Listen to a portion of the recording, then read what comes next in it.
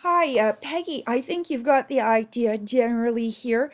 The one that worries me is split complementary. I don't think you're pointing to the right blue, which actually will help you out here. I think you've got the blue that's just one south of the one marked with a B.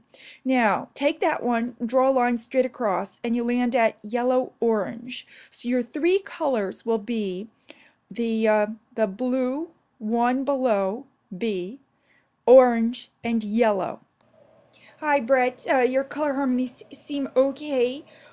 With regard to color wheels, if you depress shift and tug at the corner to expand or diminish the scale of the image, you will not get that distortion.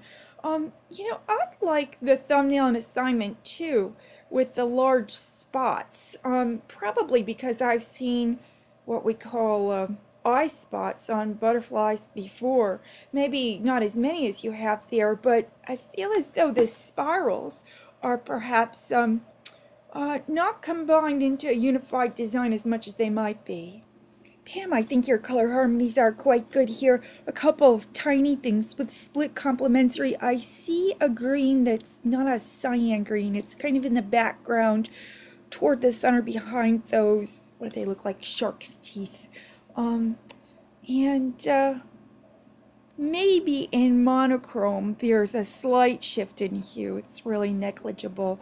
I like to see you using more variation with hues in the one that you ultimately go with.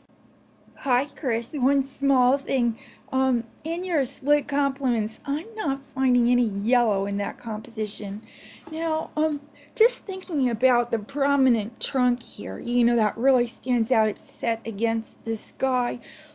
I just want you to check the way that the end of it looks. I think the top, is a little like a finger or a poker. I think that's a little longer than the bottom. It's almost like a mouth, isn't it, with the two lips? Now I'm going to take that back because I just took a look and African elephants' trunks look the way you've drawn this one. Indian elephants look otherwise. But maybe pay a little more attention to the silhouette of the trunk. Hey, Sophia. I checked your color harmonies and they all seem to be okay. It's kind of eye-opening to witness how different the same design can look when you apply the colors with different systems. I kind of like split complements. I like what happens when that right area of the composition has the changed color scheme that's notably darker. Different cool things happening though. Hi, Carolyn. I want you to go back and look at a draft's review because I think I've reviewed this very version.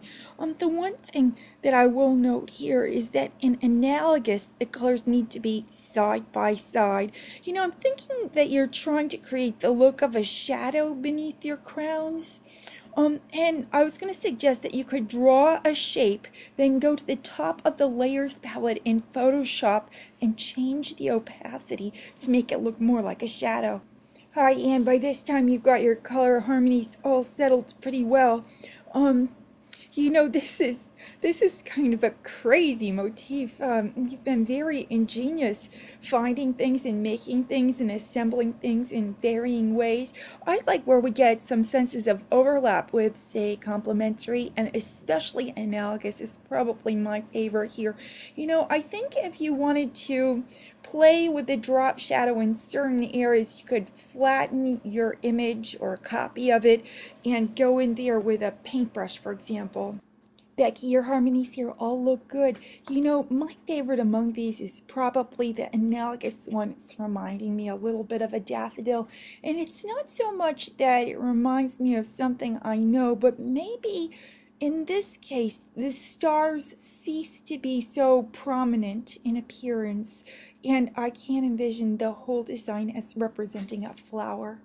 Yes, nice work here, Vanessa.